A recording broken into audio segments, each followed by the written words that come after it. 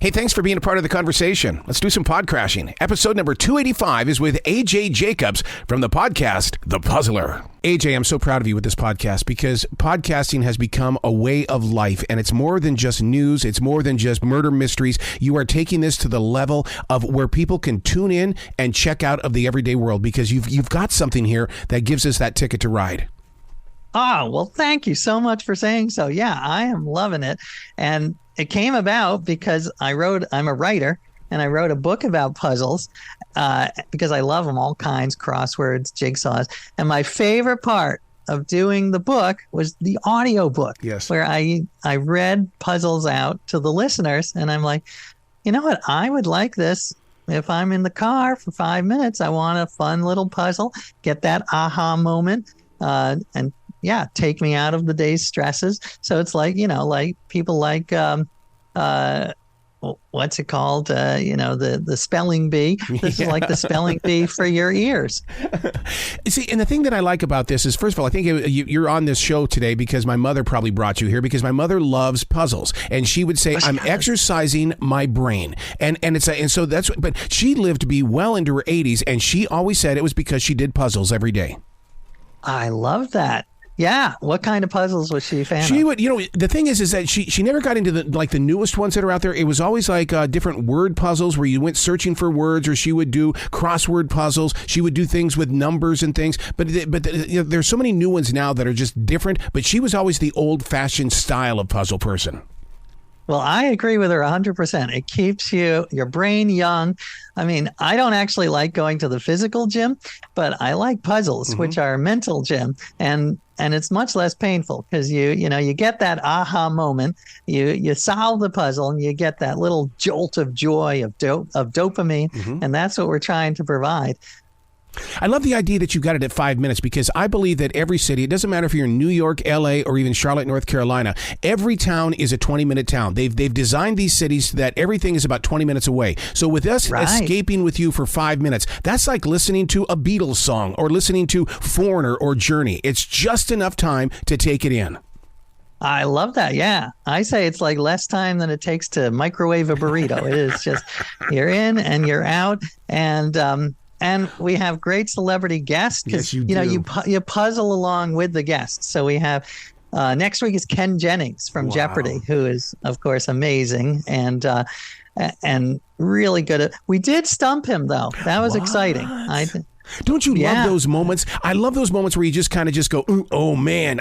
Now you learn from their moment of being stumbled. Exactly, and he of course he was great and got 95% of them, but the one it felt made him more human when he and the puzzle was actually one. It was sort of an audio quiz. It was name that game show sound effect. Oh my god! So I would play him like and I can't really do it exactly, but we would play him a sound effect like and he would have to say, "Oh, that's from Family Feud." Right. That's the wrong answer from Family Feud, and he got most of them, but he missed a couple. He missed one that was what was it? It was like Wheel of Fortune. Well, see, it's because if I played you the real one, you might get it. Okay. Wheel of Fortune is an excellent guess, but it's actually another wheel on The Price is Right. Oh, of course it is. Big wheel. So yes, so he missed that, and we felt like, all right, at least we got him on one. But some of them that he got were just amazing. I mean, we had a geography one that blew my mind. I couldn't believe how fast he did it. Man, sound effects. I've got to take that one to the essential job and do that one because just last week when I was telling people I was going to be having a conversation with you, we were talking about microphones from game shows and that everybody knows the microphones. Right. Yes, exactly. Well, that was my clue to him. I said, this game show has a very long microphone. And he said match game. Yes. But that is funny. I know. It is so weird. They have that very signature type microphone. Now, doing a puzzle podcast versus doing the puzzling, it's still a great way to really kind of put it into your own life. Do you find yourself working out the puzzles of life as well? And you have the patience and the calm in order to see it through? I love that you bring that up because, yeah, that was one of the big points of my book, but also the podcast is I try to see life as a series of puzzles instead of a series of problems.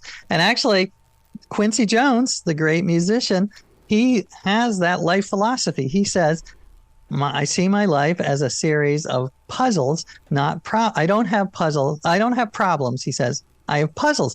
Because when you see, getting a job or finding a mate as a puzzle instead of a problem, it is much, much more manageable. It's less stressful. You feel it's more solution oriented and it's much more empowering. So I am a huge fan of just the puzzle mindset is what I call it. Yeah, breaking it down. And I call that defragging. So taking those puzzles, break it down, learn to listen to it, and see if you can come up. I'll pick up dictionary.com and come up with different words as a way of just kind of changing the habit. And it all comes from, working the puzzles inside the head.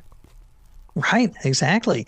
And it keeps your mind flexible, which is so because we get stuck in ruts so easily. And those can be emotional ruts or mental ruts. And I think puzzles are, the phrase, there's the cliche, think outside the box. That came from a puzzle. It's that puzzle with 9 dots in a square on a page and you have to connect them. And the only way to do it is to go draw outside the box. So that's one thing I love about puzzles. Now, with you being a puzzle professional, there's a new magazine out that basically says what's wrong with this picture, and the whole entire book is nothing but the pictures that look exactly the same, but you've got to identify what's wrong. Is that considered a puzzle as well? Oh, yeah. In my book, I have a chapter on that. I mean, two quick cool things about those kinds of puzzles, the visual puzzles, which are kind of hard to do on my podcast. So we don't actually have visual puzzles on the podcast. But one is the Baltimore Sun a couple of years ago did a spot the difference puzzle. It was a kid brushing his teeth, and they had to issue a correction the next day that said, we apologize. The 2 images in the spot the difference puzzle were actually identical images. Oh my God. So can you imagine the pain that caused people? And the other visual fact that I like is I did a little section on Where's Waldo, which is a huge phenomenon. Where's Waldo is one of the most banned books in history, according to the American Library.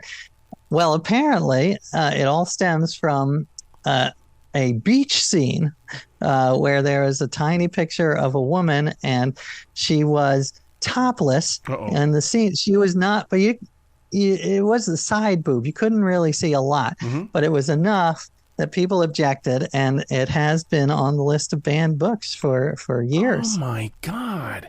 Yeah, because I'll tell you what, Where's Waldo? Here's how it trained me in the everyday life is that when I became a martial artist, a 3rd degree, I used Where's Waldo as a way to open my eyes and be aware of all things. And so that was the way that I trained myself as a martial artist, was using one of those.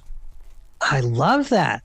That is so interesting. I mean, that is actually, I talk about that in my chapter on visual puzzles, that they actually do teach us life lessons. Just like you said, it's all about noticing and observing and trying to see the world as if it's a spread in Where's Waldo. There's so much that goes beyond our notice.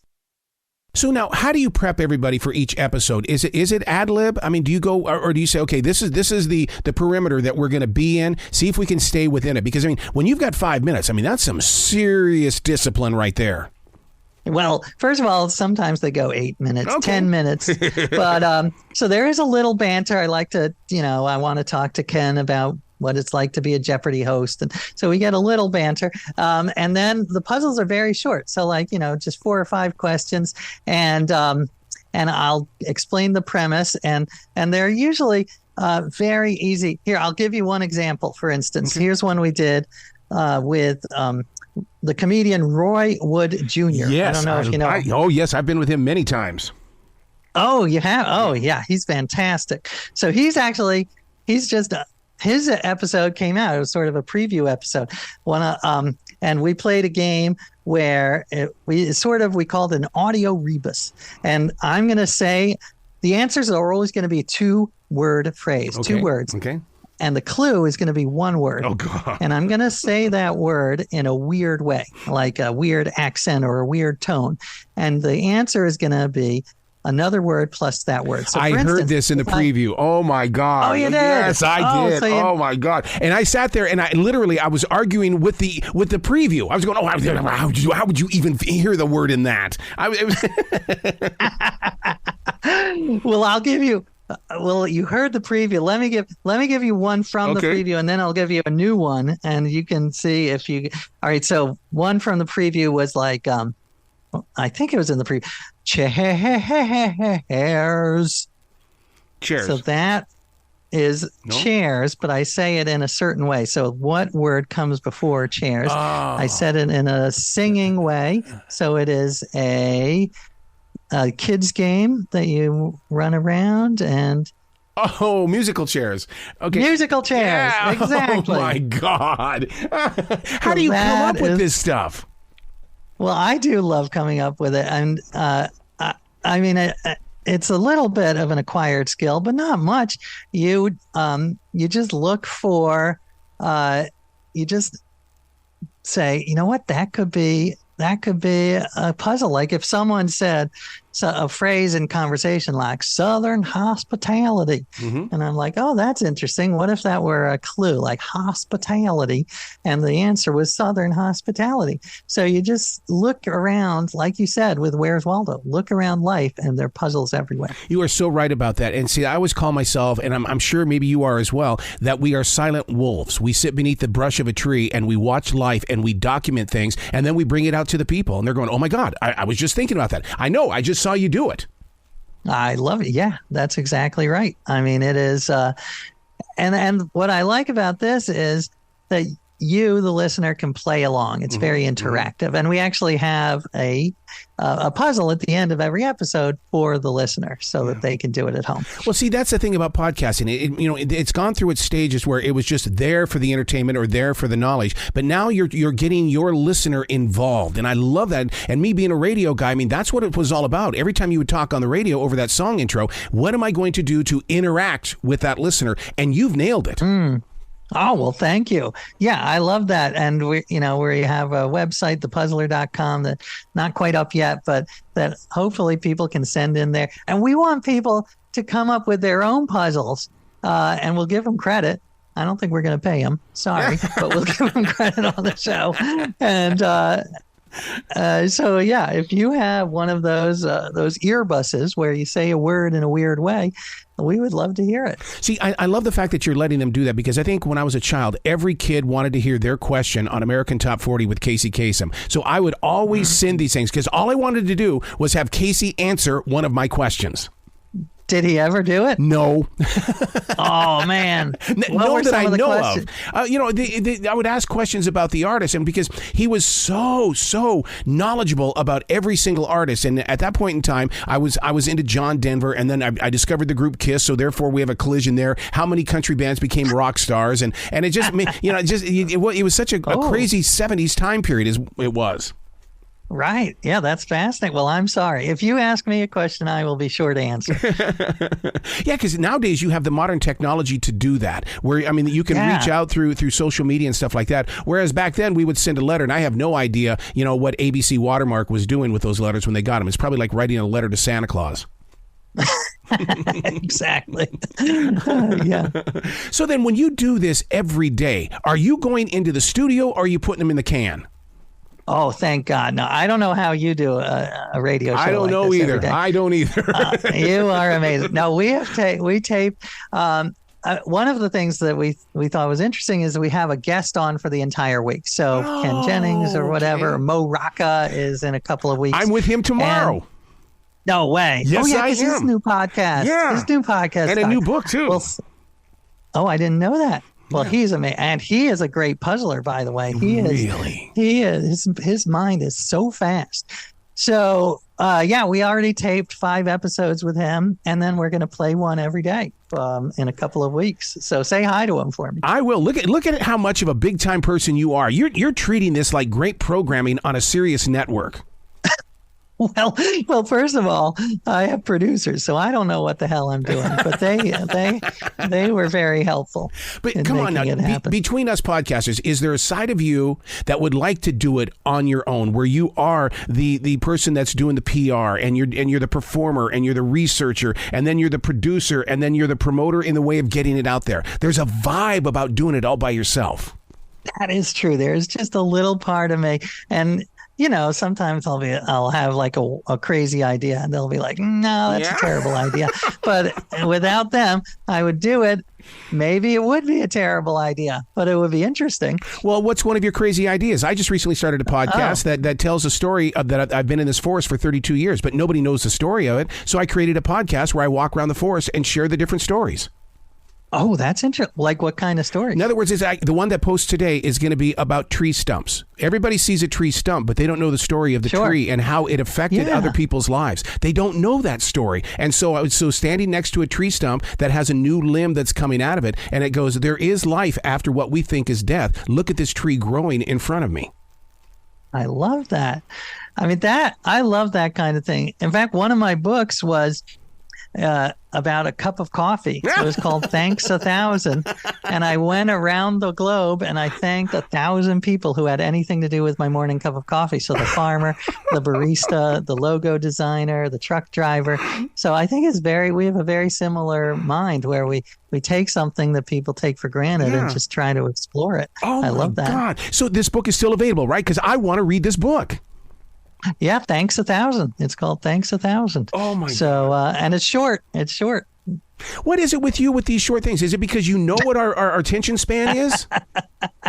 Maybe. Well, most of my books are long, So I much prefer writing the short books, but they're harder to get published. But this podcast, I was delighted. Originally, we conceived it as an hour-long podcast. Wow. We were like, you know what? I think people would rather have this little, this treat, this snack, amuse-bouche for their ears every day. So that's what we decided. Okay, let's talk writer to writer here, okay? Because we're both getting up there into those chapters where we have all of this writing that's been with us these years. What are you going to do with it after you're gone? Who is going to receive it? How do you preserve it? Because I don't want it to go away, because we gave this to the universe. Oh, that's it. I haven't thought enough about that at all. What's your plan? I need some inspiration. I've got to get it into the hands of somebody who is very, into forests and into the spiritual side of life, but they also want to go through their changes and challenges. Like, for instance, people don't know what happened on September 11th. They know the headlines, but as a radio broadcaster, I wrote everything down as what we did as broadcasters. Wow, yeah. And there's going to be a time period where people are they're not even going to remember that day anymore, and that's so sad. Right. Well, I mean, that is the good thing is, if this were 200 years ago, most of what you wrote would disappear or be burned in a fireplace. Mm-hmm. But it is, if people search on the internet, they will find it. So for better or worse, the internet can definitely take you down some terrible alleyways, but it also is good for preserving knowledge. Well, I love your podcast. It is in the front seat of my car and when I'm driving, because I'll sit there and I when you did the thing with Roy Wood on that I kept listening to it over and over again, just the introduction, because I wanted to figure out how you were doing that game and how you were being able to do it. So I can't wait to hear more of those little challenges of words. Well, thank you so much, Arrow, and I can't wait to listen to your forest podcast. That sounds amazing. Thank you so much. Please come back to this show anytime in the future. AJ, the door is always going to be open for you. I love to hear that. I will take you up on that, whether you want me or not. Well, you be brilliant today, okay? You too. Thanks, Arrow.